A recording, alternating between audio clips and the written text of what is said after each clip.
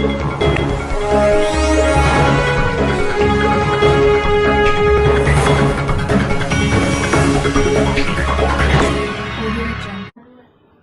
नमस्कार, मैं अशोक झा इस सेशन में आप सबका स्वागत करता हूं।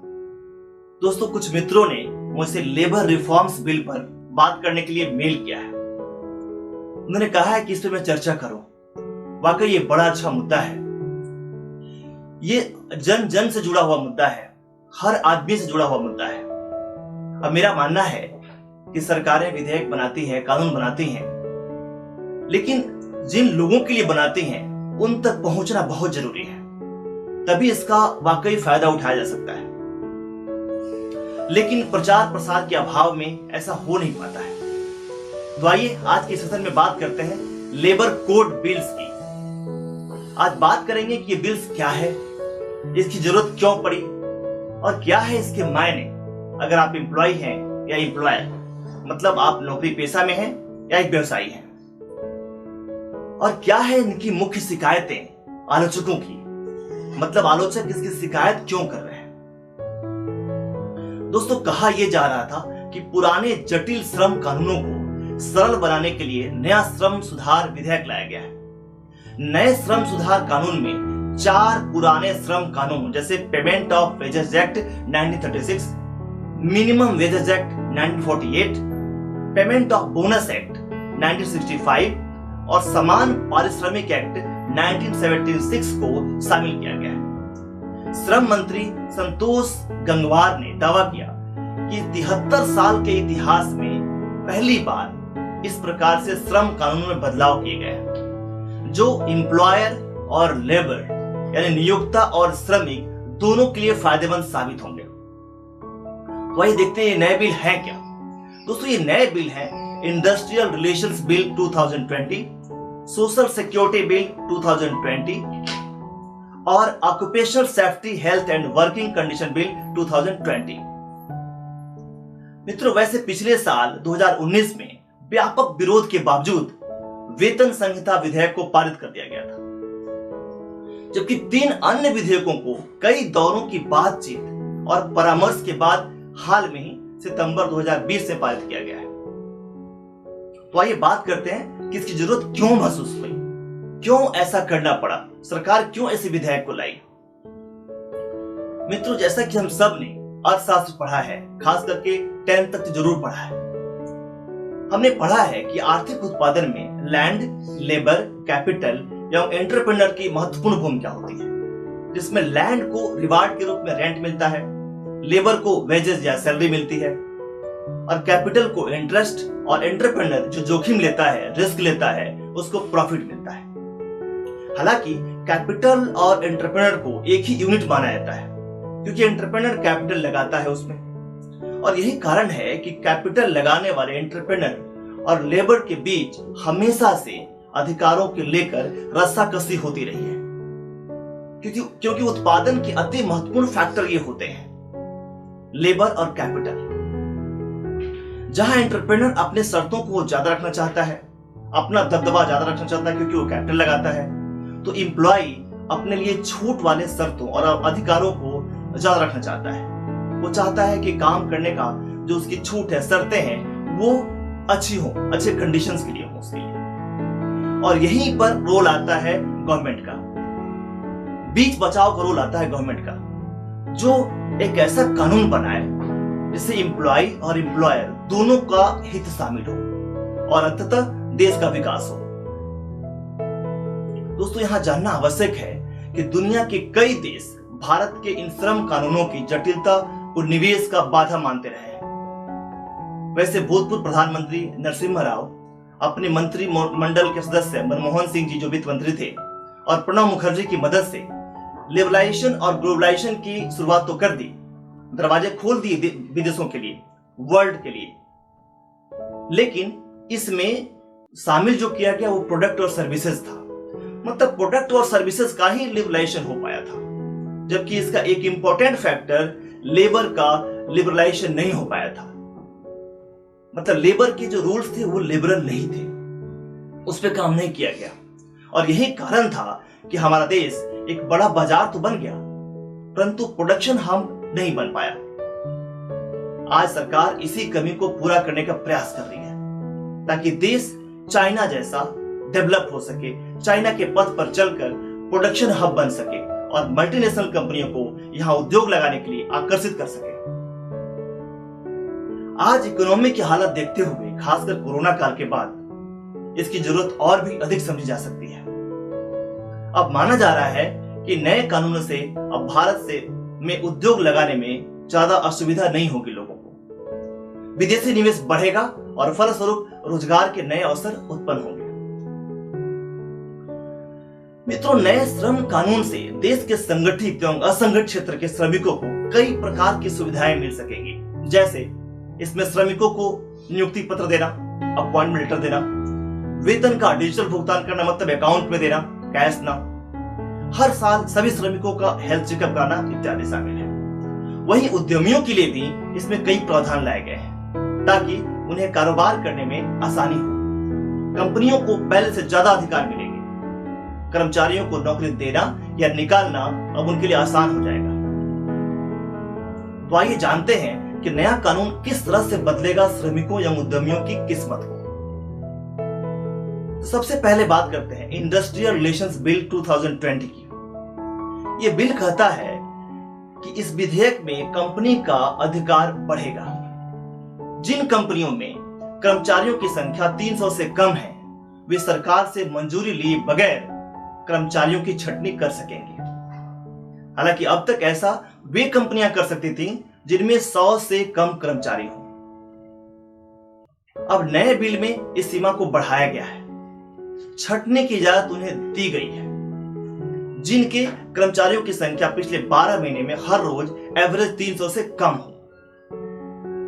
सरकार अधिसूचना जारी करके इस न्यूनतम संख्या को भी बढ़ा सकती है। यह है इस बिल में। मित्रों, इस नए कानून के अनुसार कोई भी कंपनी फैक्ट्री में काम करने वाले कर्मचारियों को सजा देने, निकालने, प्रमोशन में पक्षपात जैसे नियम पूरी तरह से अपने हाथ में ले लेगी। मतलब ये पूरी तरह से कंपनियों के हाथ में होगा। वहीं बिल के मुताबिक किसी भी संगठन में काम करने वाला कोई भी कामगार बिना 60 दिन पहले नोटिस दिए हुए हड़ताल पर नहीं जा सकता है। फिलहाल यह अवधि 6 हफ्ते की थी।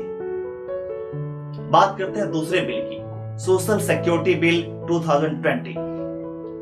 मित्रों, सोशल सिक्योरिटी कोड एक राष्ट्रीय सामाजिक सुरक्षा बोर्ड के निर्माण का प्रस्ताव करता है जो असंगठित श्रमिकों, गिग वर्कर्स और प्लेटफॉर्म वर्कर्स के लिए उपयुक्त योजना तैयार करने की जिम्मेदारी लेगा।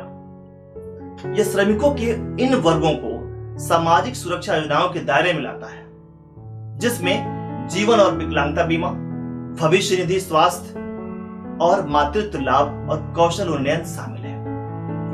इस कोड में श्रमिकों के 3 वर्गों को सामाजिक सुरक्षा रकम प्रदान करने के लिए एक सामाजिक सुरक्षा कोष बनाने का ही प्रस्ताव है। इस बिल के नए प्रावधान में बताया गया है कि जिन लोगों को फिक्स टर्म बेसिस पर नौकरी मिलेगी, मतलब कॉन्ट्रैक्ट बेसिस होता है फिक्स टर्म बेसिस, जितना दिन के लिए चाहे कंपनी आपको नौकरी दे सकती है, उसके बाद आपकी सेवा समाप्त हो जाएगी। तो फिक्स टर्म बेसिस पर नौकरी मिलेगी। उन्हें उतने दिन के आधार पर ग्रेच्युटी पाने का भी हक होगा, चाहे वो 1 साल का ही क्यों नहीं फिक्स टर्म नौकरी हो, ग्रेच्युटी उसको मिलेगा। यानी अब 5 साल पूरे करने की जरूरत नहीं है। इसका मतलब यह हुआ कि कॉन्ट्रैक्ट बेसिस पर काम करने वालों को उनके वेतन के साथ साथ अब ग्रेच्युटी का फायदा भी मिलेगा, चाहे कॉन्ट्रैक्ट कितने दिनों का क्यों न हो। अब बात करते हैं occupational safety health and working condition bill की। जी हाँ, occupational safety health and working condition bill 2020। यह बिल कंपनियों को छूट देगा कि वे अधिकतर लोगों को कॉन्ट्रैक्ट बेसिस पर नौकरी दे सकते हैं। साथ ही कॉन्ट्रैक्ट को कितनी बार भी और कितने भी समय के लिए बढ़ाया जा सकेगा। ये पूरी तरह से कंपनियों का अधिकार होगा। वो चाहे तो कॉन्ट्रैक्ट को बढ़ा सकते हैं, चाहे तो घटा सकते हैं, उनकी मर्जी होगी। इसके लिए कोई सीमा तय नहीं की गई है। वो प्रावधान भी अब हटा दिया गया है जिसके तहत किसी भी मौजूदा कर्मचारी को कॉन्ट्रैक्ट वर्कर में तब्दील करने पर रोक थी। वहीं महिलाओं के लिए वर्किंग आवर, मतलब काम करने के घंटे, सुबह 6 बजे से लेकर शाम 7 बजे के बीच ही रहेगा और शाम 7 बजे के बाद अगर काम कराया जा रहा है तो सुरक्षा की जिम्मेदारी कंपनी की होगी। कोई भी कर्मचारी 1 हफ्ते में 6 दिन से ज्यादा काम नहीं कर सकता, मतलब उसे बाध्य नहीं किया जा सकता, और ओवर टाइम पर ज्यादा पेमेंट करना होगा कंपनियों को, और यही बिना अपॉइंटमेंट लेटर के किसी की भी भर्ती नहीं होगी। तो मित्रों, ये था तीनों बिल के मुख्य बातें। इसके अलावा भी कुछ और पॉइंट्स हैं जिसकी मैं बात कर लेता हूं जो इस बिल के अंदर में है। जैसे असंगठित क्षेत्र में काम करने वाले लगभग 40 करोड़ श्रमिकों के लिए सामाजिक सुरक्षा फंड का निर्माण किया जाएगा। सभी अस्थायी और कॉन्ट्रैक्ट कामगारों को सामाजिक सुरक्षा के दायरे में लाया जाएगा, यहां तक कि वो ओला उबर के ड्राइवर ही क्यों ना हो। रीस्किलिंग फंड बनाया जाएगा जिसमें कर्मचारियों की छटनी होने की स्थिति में वैकल्पिक हुनर की ट्रेनिंग दी जाएगी। देश के सभी जिलों में ईएसआईसी की सुविधा होगी एवं खतरनाक क्षेत्र में काम करने वाले श्रमिकों को अनिवार्य रूप से ईएसआईसी से जोड़ा जाएगा। साल में एक बार सभी श्रमिकों को हेल्थ चेकअप कराना अनिवार्य होगा और इसके लिए सभी स्तरीय कंपनियों को इसके दायरे में लाया गया है। सभी कर्मचारियों को सालाना ग्रेच्युटी की सुविधा मिलेगी, चाहे वे कॉन्ट्रैक्ट पर ही क्यों न हो। हालांकि पहले ऐसा नहीं था। प्रवासी मजदूरों का डाटा रखने के लिए लेबर ब्यूरो बनाया जाएगा जिसके तहत सभी प्रवासी श्रमिकों की विस्तृत जानकारी होगी। सभी राज्यों विभागों से प्रवासी मजदूरों का डाटा लिया जाएगा ताकि उन्हें ओएसएच कोड का लाभ मिल पाए। नए कानून के तहत सभी प्रवासी श्रमिकों को साल में एक बार अपने मूल निवास पर जाने के लिए सरकार की तरफ से सुविधा मुहैया कराई जाएगी। अस्थायी कर्मचारियों को भी अस्थायी कर्मचारियों की तरह सारी सुविधाएं मिलेंगी, चाहे एक साल के कॉन्ट्रैक्ट पर ही क्यों नहीं वो काम कर रहा हो। घर से कार्य पर आने एवं जाने के दौरान दुर्घटना होने पर कर्मचारी कंपनसेशन का हकदार होगा। संगठित हो या असंगठित श्रमिक अपने अपने परिवार के वयोवृद्ध सदस्यों को, यानी कि दादाजी हो, दादी जी हो, उनको भी कर्मचारियों के आश्रितों में जोड़ा जा सकेगा। महिलाओं की इच्छा के विरुद्ध उनसे रात की पाली में काम नहीं कराया सकता, उनकी सहमति अनिवार्य होगी। मित्रों, ये तो था कुछ महत्वपूर्ण बिंदु इस बिल के। इसके बावजूद भी असंगठित क्षेत्र के लोगों के लिए काम करने वाली कुछ संस्थाएं इन विधेयकों के वर्तमान स्वरूप को मजदूर विरोधी करार दिया है। उनका कहना है कि इन विधेयकों के जरिए सरकार का इरादा श्रम सुरक्षा के ताबूत में आखिरी कील ठोकना है। उनका कहना है कि ऐसे कर्मचारी जो उन प्रतिष्ठानों में काम करते हैं जहां कर्मचारियों की संख्या 10 या उससे अधिक हो, केवल वही सामाजिक सुरक्षा कानून के तहत दावा कर सकते हैं।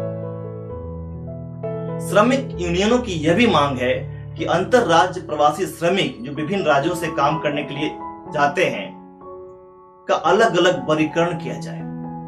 इसके साथ ही इनके कल्याणकारी कोष में योगदान के लिए उचित प्रणाली की व्यवस्था की जाए। उनका कहना है कि वर्तमान में अंतर राज्य प्रवासी कामगार रोजगार एवं सेवा की स्थिति का विनियमन अधिनियम 1979 अंतर राज्य प्रवासी श्रमिक रोजगार नियंत्रित करता है। बता दूं मैं, 1979 का जो एक्ट है, हालांकि ये भी कहता है कि प्रवासी मजदूर को जो कॉन्ट्रैक्टर लेके जाता है उसको लेके जाना और लेके आना उसकी जिम्मेदारी होती है। हालांकि हम सबने देखा है कोरोना काल में मजदूरों की क्या हालत हुई थी। तो बिल बनाना, विधेयक बनाना, कानून बनाना और उसको उस तरह से इंप्लीमेंट करना, दोनों अलग अलग बातें हो सकती है।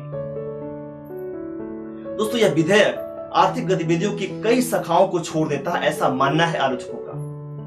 उनका कहना है कि विशेष रूप से कृषि क्षेत्र में जो भारत की कुल कार्यशील आबादी के लगभग 50% से अधिक हिस्से को रोजगार देता है, उसको यह अनदेखी करता है।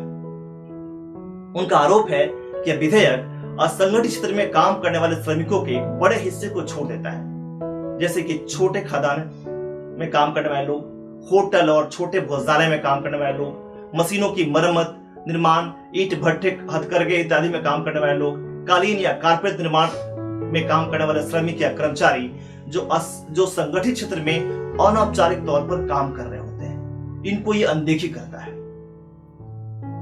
उनका कहना है कि यह बिल नियोक्ताओं को, यानी एम्प्लॉयर को सरकारी अनुमति के बिना श्रमिकों को काम पर रखने और काम से हटाने की आजादी देता है।